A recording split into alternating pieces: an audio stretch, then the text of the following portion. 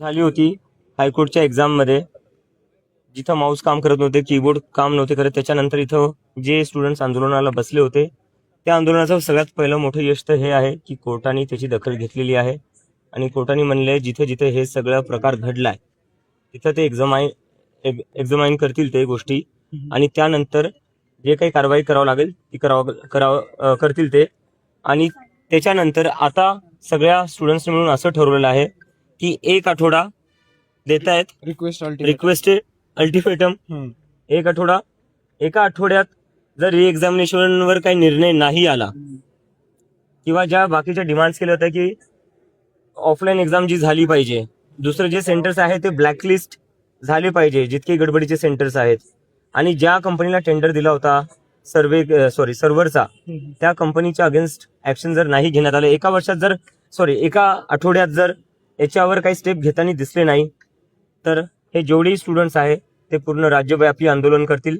आणि पुढचा 1 आठवडा आहे, कोर्टांनी याच्यावर दखल घ्यावी आणि स्टुडंट्सचा जो विश्वास कुठे ना कुठे हरवतोय, संस्थेवरनं असो परीक्षा प्रणालीवरनं असो, त्याला तो विश्वास वापस जिंकण्यासाठी स्टेप्स घ्याव्यात. कारण की स्टुडंट्स अतिशय निराश आहे. हा फक्त संभाजीनगरचा मुद्दा नाहीये, हे नांदेडलाही झाले, नाशिकलाही झाले, कल्याणलाही झाले, पुण्यालाही झालेले, तर अमरावती, अकोला, तर म्हणजे असा एकही जिल्हा नाही जिथं असं घडलेलं नाहीये.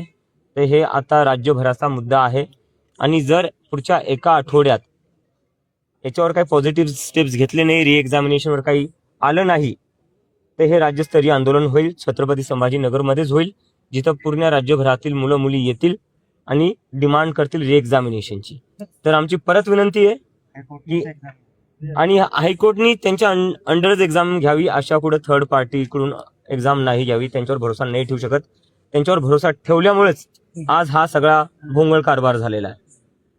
तर 1 आठवडा आहे, 1 आठवड्यात आम्ही विनंती करतो तुम्ही स्टुडंट्सच्या ज्या मागण्या आहेत त्या मान्य करा.